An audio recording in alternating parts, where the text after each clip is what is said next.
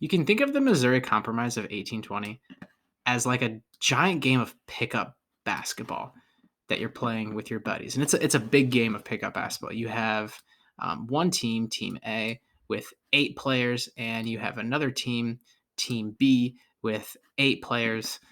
So, I remember you're playing pickup basketball like at recess, and kids come and they want to join your game of basketball. So imagine that you have 6 kids that come and they want to join your game.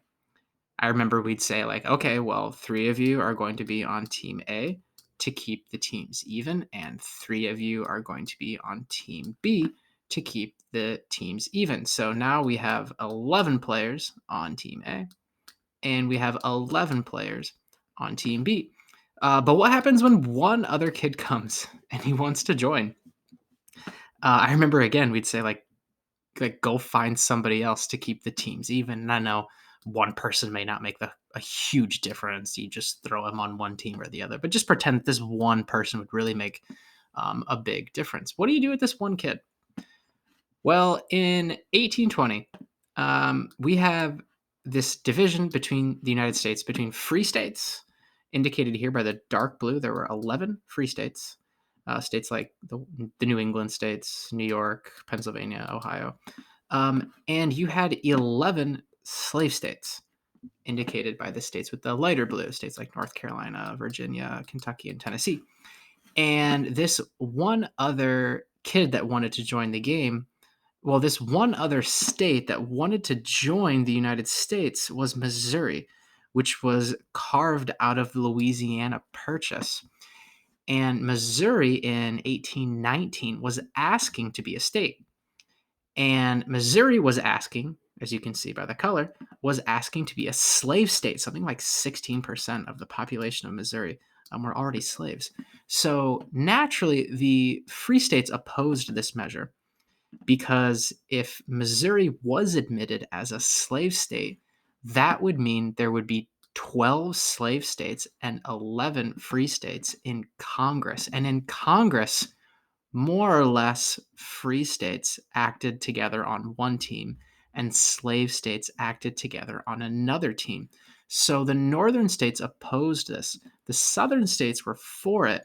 And with this problem emerged the Missouri Compromise, which was authored chiefly by Henry Clay, who was the Speaker of the House of Representatives at this time.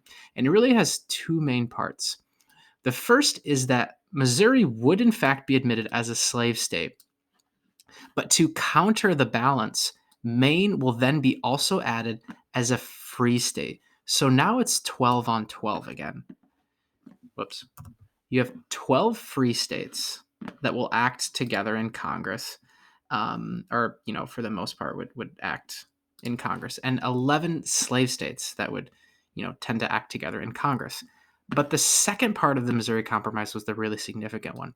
It said that slavery would now be prohibited anywhere north of 36 degrees north and 30 degrees west along this line, meaning that slavery could not exist anywhere above this line, but it could exist below this line. Just looking at Missouri, though, Missouri is above the line, so you can see the problems that it would create. So slavery is legal here, but it's not legal here.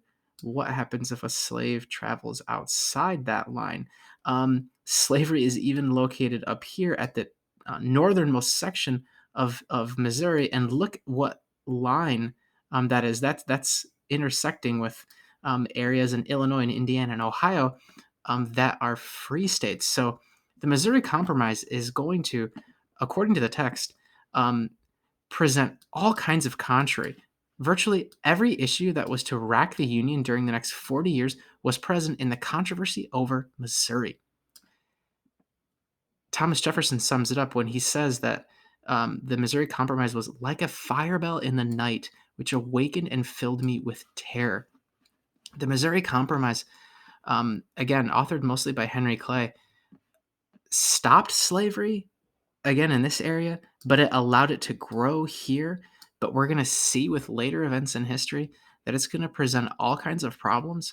So just like this pickup basketball game, 11 on 11, now it's 12 on 12. You can see that the tension is rising as the number of free states and the number of slave states grow. And really, what I think the Missouri Compromise was this giant band-aid that was put over the United States between the free states and the slave states as the issue of slavery continued to haunt the new nation for the next 41 years until ultimately it would break over into civil war.